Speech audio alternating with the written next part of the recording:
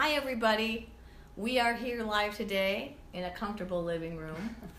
I'm here because I promised you 7 follow-up videos to my new single, Mr. Nightmare, which if you haven't seen it, it's at youtube.com/Shelley Harris video. Go check it out. The 7 warning signs of unhealthy relationships. That's kind of where that whole song came from, and they're all 7 are in the song. I'm going to read them to you. Number 1, handsome air. Number 2, captivating stare. Number 3, greedy smile. Number 4, jail, intimidation. Number 5, lies. Number 6, sob stories. And number 7, fantasy or overly romantic. These are the things you look for when you want to say, oh no, I need to run the other way. And we are here as representatives of those who have been in these type of relationships, and we want to shed some light and encouragement and empower you to get out if you're in. So I have with me special guest Holly Shields and a great friend who is, like I said, also shared in this type of experience. So Holly, as I read through these, is there any one, I know probably you and I have talked a lot. Yeah. You've experienced them all, but is there any one that stands out to you today that could be the subject of this particular video? Like you said, I could talk about any one of these, but I'm going to say lies because that's the one that I really, really have an issue with, and that's the one that really cut me deep. Okay. So tell me a little bit about that. What was the first lie that you ever heard from him? Or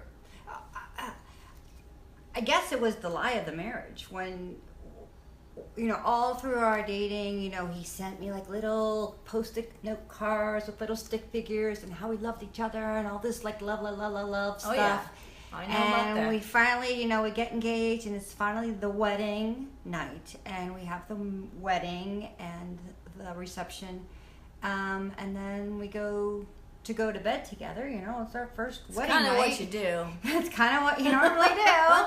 And he turned to me and looked at me and said, "This is my night. I'm with my friends."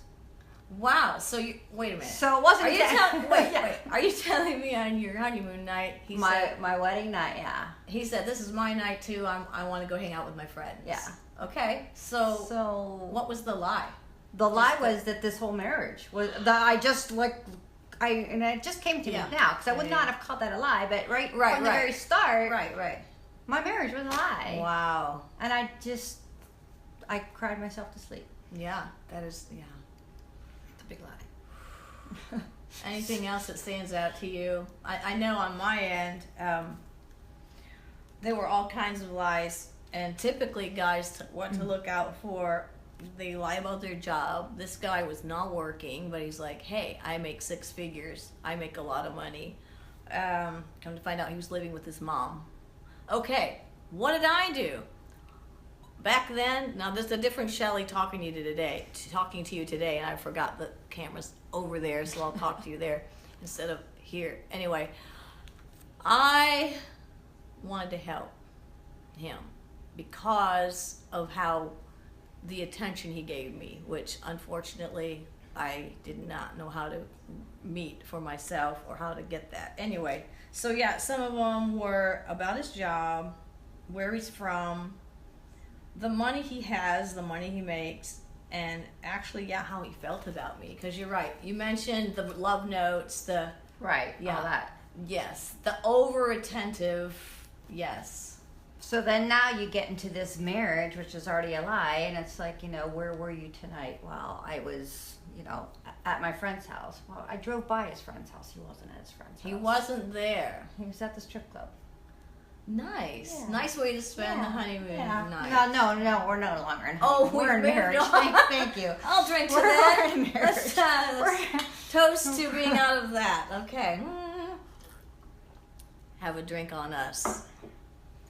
Strip club, yeah. So, wow. Anything else on that? Or do you want to talk about anything else?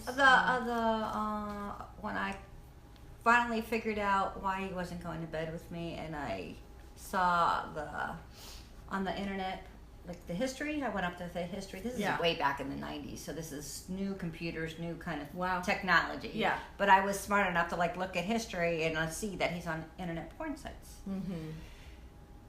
So I go to him and he was and dumb I talk enough to him. to leave him on there. Well, yeah, well he was. But here's what's dumb is he swore up and down that someone invaded our computer. Okay.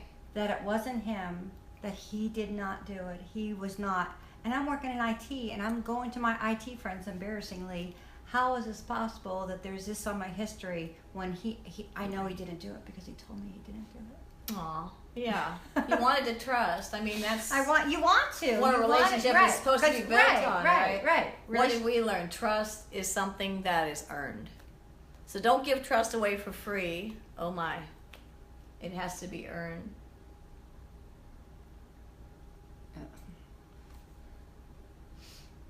The microphone is yours. Or we can pause for a moment. Selah. Think on that.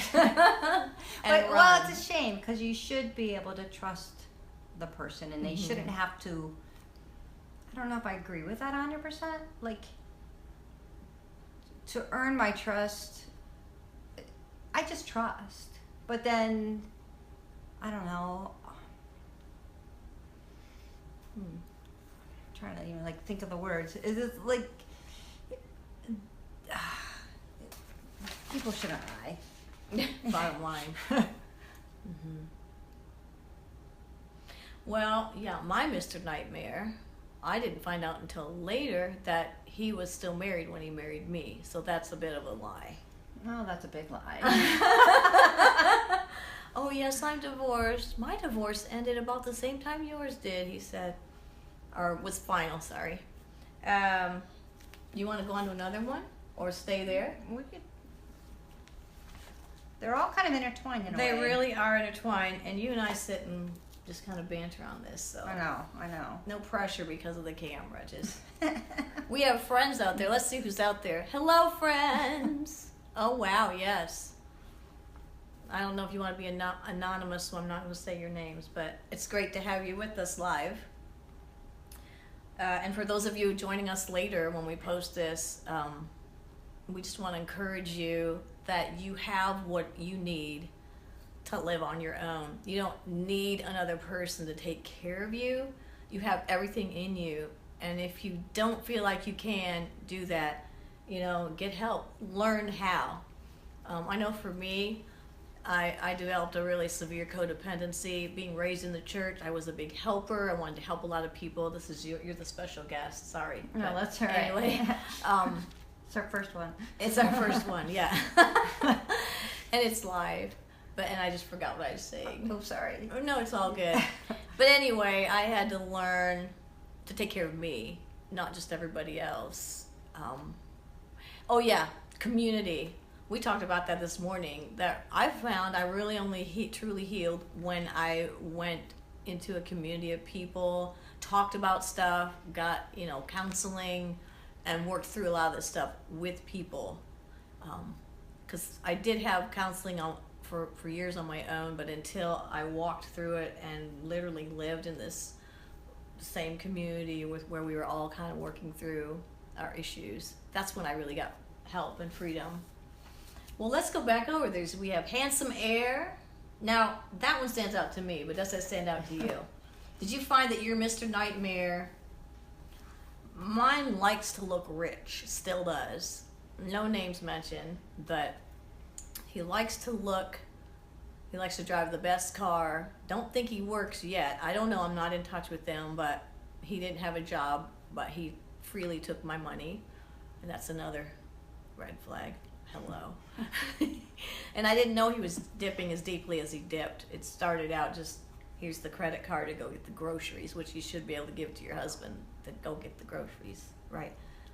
Anyway, so yeah, had to have the best car, and ordered a bunch of crap all the time, and was always buying stuff. I'm like, where did you get the money for that? Well, he said he had the gift of faith, and that other people had to work, but God provided for him.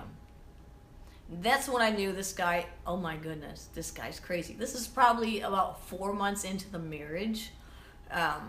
You've got to be kidding me. oh no, well, guess how God provided? Yeah, you guessed it. Through my social security number and credit cards, which identity fraud, there's a name for that. But in the state we were living in, hello Missouri, they would not recognize that, and I couldn't get help. Hopefully that's changing, and identity fraud laws are being put in place, and things are different now, I hope. But anyway, yeah, so he had to look good all the time. Yeah. I find people I meet that are really actually well off and rich don't have to prove it. You know what I'm saying? People? What do you think? Oh, no, mine, he definitely liked to look rich and like to have... I don't even know where to start. Oh my God. This is a good red flag then for you guys. If you like use your credit card to withdraw cash, warning. If your items that you own, like your boat and your car and your Camaro, are worth less than what you owe on it, warning. Okay. A lot of different, like, very clear, huge warnings. Mm-hmm. It's not something, whatever.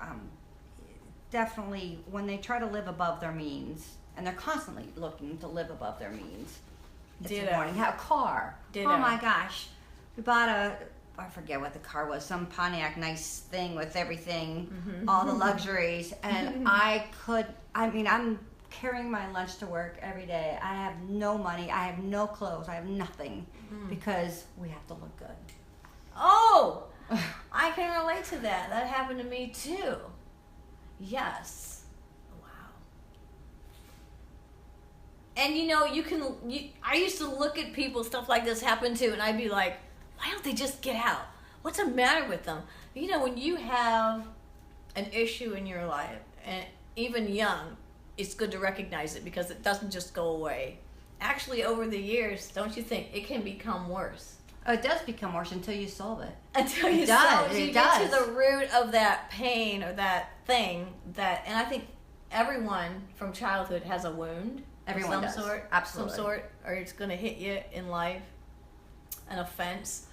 And it just begins to grow, and you attract people with either the same or they know. I mean, I was attracted to controllers, and I was attracted to that. I liked something about that. I didn't even know I was doing it. I didn't realize they were controlling, right? Right. And now I'm not.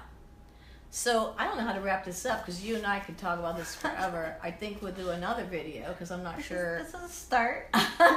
Yeah. So today we want to warn, let's wrap it up. What would you say to our people on the right side of the I want you to know that, like you said, we all have our issues, and it's good to identify it and name it, because once you name it, you have control over it.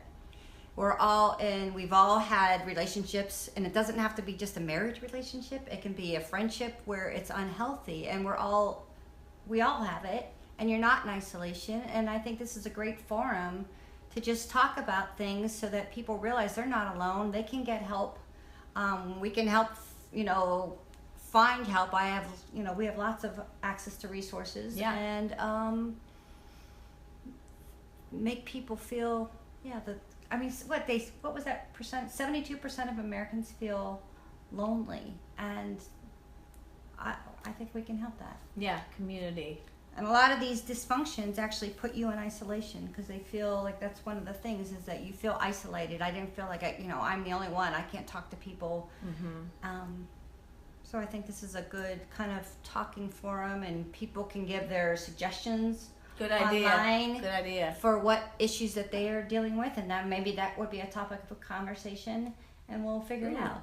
Yeah, so if any of you out there are relating to this and you would like to be interviewed, or rather we just kind of talk, let's not make it formal, message me or post on the page where this will be posted, right on the wall, my Facebook wall, and let's talk further. Because I've got 7. I know there's more than that, but I would love to talk to you and encourage you to get out. I need to write a Get Out song. Yeah. I guess that's kind of what Mr. Nightmare is. So the chorus of Mr. Nightmare, you can't have me, no, I'm no longer for sale. I've broken out of your hold, I've broken out of your jail. There's no reason to try because I'm done with your lies. It's time to kiss this nightmare goodbye. So I'm thankful for all my friends who helped me get out. And would you like to say a parting word, or are we? It's hard for me to quit. I am not. I could have like the endless conversation. And I'm an introvert, so it's hard for me to talk. But it's. Well, thanks for joining us Thanks today. for having me. Us. What am I saying? Well, here's who us is. So. Thanks for joining us. This is Angel, and hope to see you for our next little red flag discussion. Oh, see that? Now there's love right there. Oh, all right. On that note, see you guys later. Thanks for spending some time with us. I keep looking over here when you're over there. Thanks for spending some time with us. Hope to hear from you. Bye.